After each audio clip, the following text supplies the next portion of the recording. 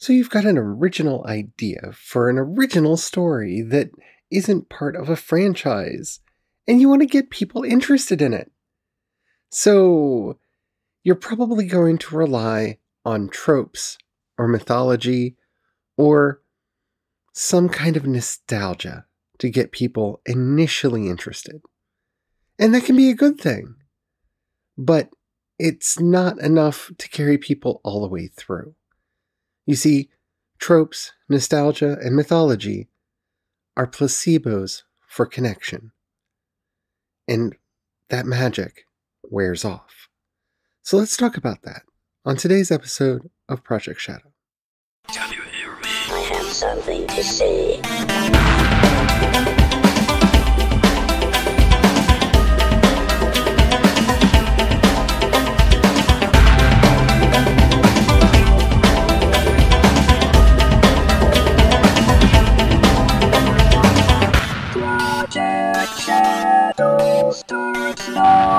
Hello everyone, how are you doing today? My name's Charlie. You might know me better as sci-fi fantasy romance writer, C.E. Dorset.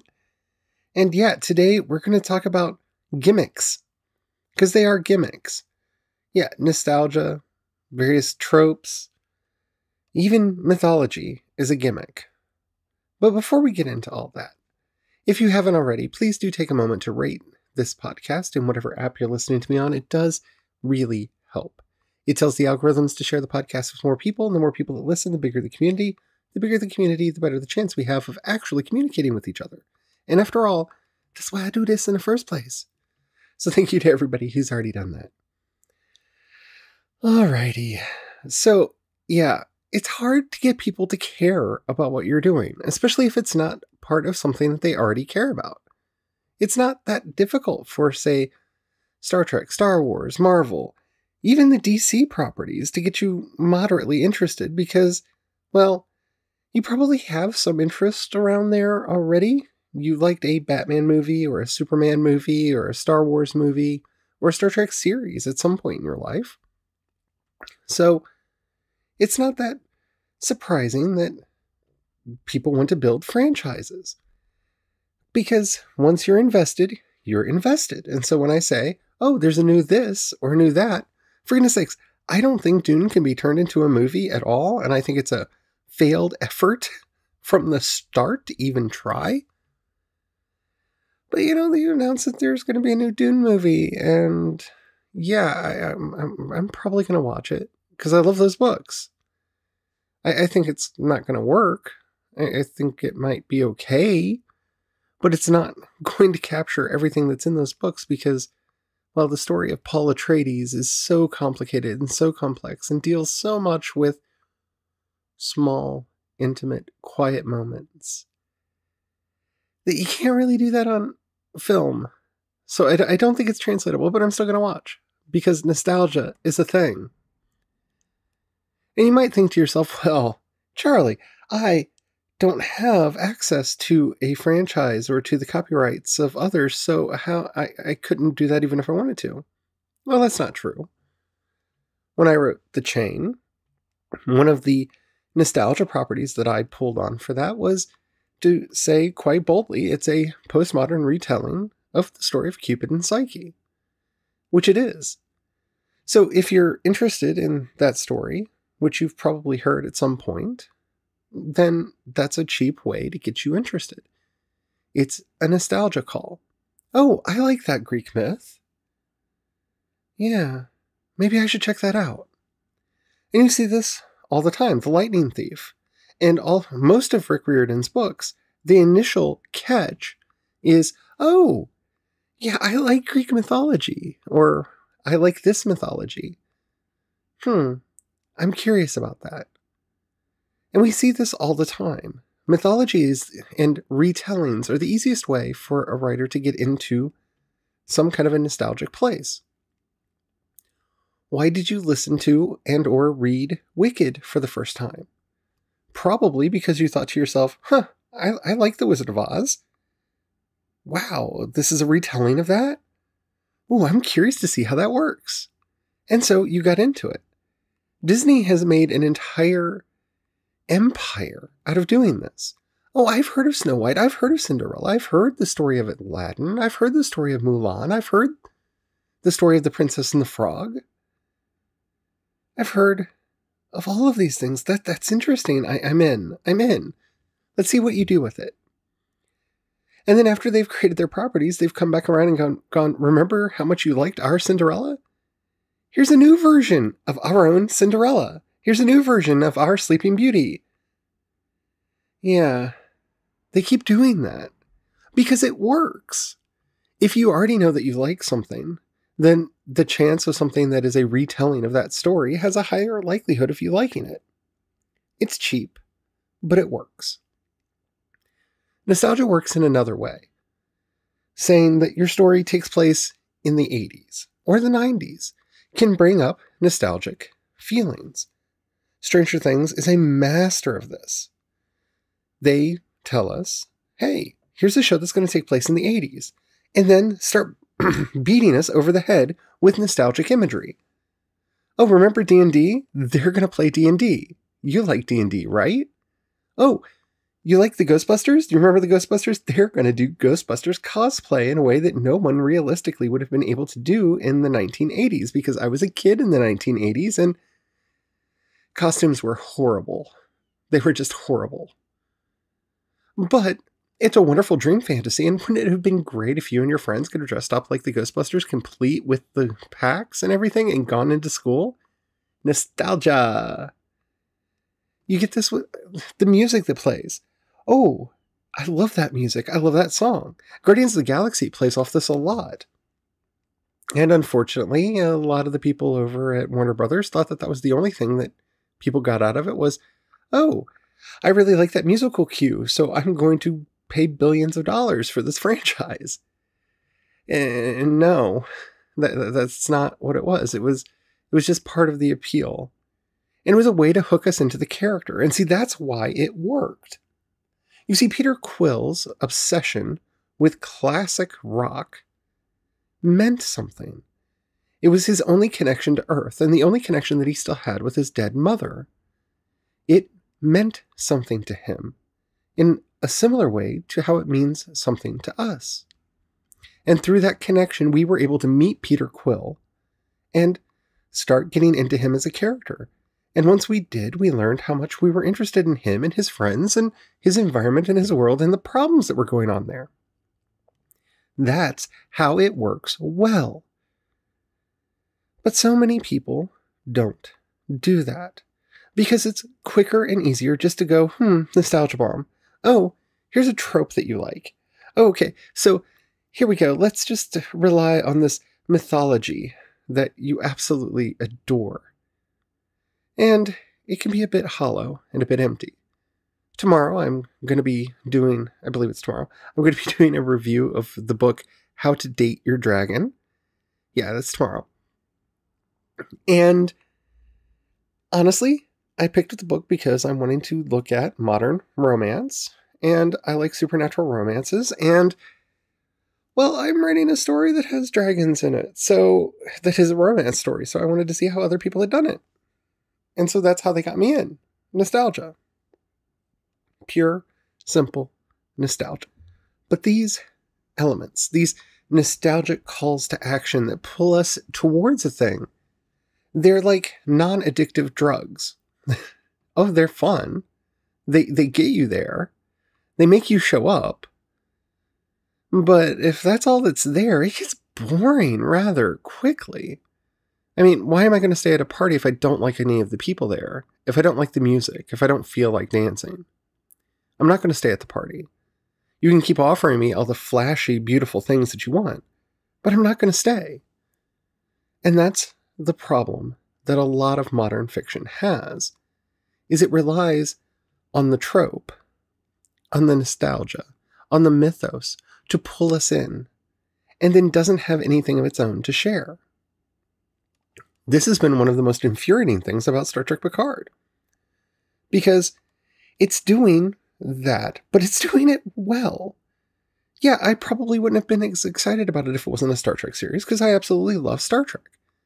Oh, you tell me it's going to have 7 of 9 and Jean-Luc Picard in it? Oh, I'm there. I love them. But the way it's using, and I would say abusing, its nostalgia is problematic and something that I hope it will grow beyond once it actually gets going with the story that it wants to tell. You can find out more about that in my previous episode, Star Trek and the Death of Nostalgia. But it is important for us to bring these things in and to realize that they're an easy way to attract interest. I know when I was a kid, back in the magical days when there were these things called bookstores, and they were everywhere, and they were just filled with books that you could read. It was so dirty. You could go in and just walk around and browse, pick them up and touch them. It was magic. It was the cover. And yeah, you shouldn't judge a book by its cover, and I didn't, but it was the cover that got me to pick the book up. That cover has a dragon on it. Ooh, that cover has a vampire on it. I like those things. And then I would pick it up, and I would look at it. And then I would read the back cover copy, and I would read a few pages just to see if I was interested. And that's how they got me. And that's how we have to get people today. It's just a lot harder because, well, there aren't physical bookstores, and there's a lot of stories out there. So how do we stand out? First of all, I think it's very important to state, every time I talk about any topic like this, that there is no such thing as an original idea. There isn't. And I know there are people that will come at me on that, but there's no such thing as an original idea. Every time you think you've had an original idea, somebody has already done it somewhere. You just probably don't know. Because I thought I had a lot of original ideas, and then I got exposed to a lot of Chinese and Japanese and Korean fiction. And then I realized, not that original. My very first book that I ever wrote, when I had it at a point where it wasn't quite finished, but I was ready to start letting people see it, I handed it to a teacher of mine who was really a mentor for me. And she read the story, and she came back to me and said, "Oh man, you must be such a big fan of David Eddings." And I went, "Who's that?" Because I had never heard of him, and I'd never read any of his work. And so I went down to my local bookstore, back when that was a thing. I miss them more than you know. My town doesn't have a bookstore anymore. And I picked up a David Eddings book, and I read it. And I realized that I had basically rewritten this book, even though I had never heard of it. I had never read it before. I didn't know it existed. But I rewrote it completely on my own. Yeah. So disabuse yourself of this idea that you're going to come up with something original. Now, you should strive for originality. You should try to make stuff your own, but that's not the same thing as being, truly original.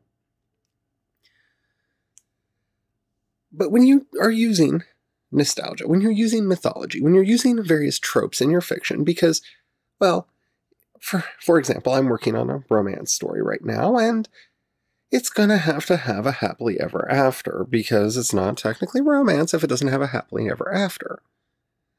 Well, what does that even mean? What is a happily ever after? What does a happily ever after look like for me? Somebody who has that gothic sensibility that I've talked about on this podcast a couple times. Because, I just don't want everybody holding hands and singing Kumbaya at the end and, oh, isn't everything going to be wonderful? Mainly because I know I'm going to be writing at least 3 books in the series.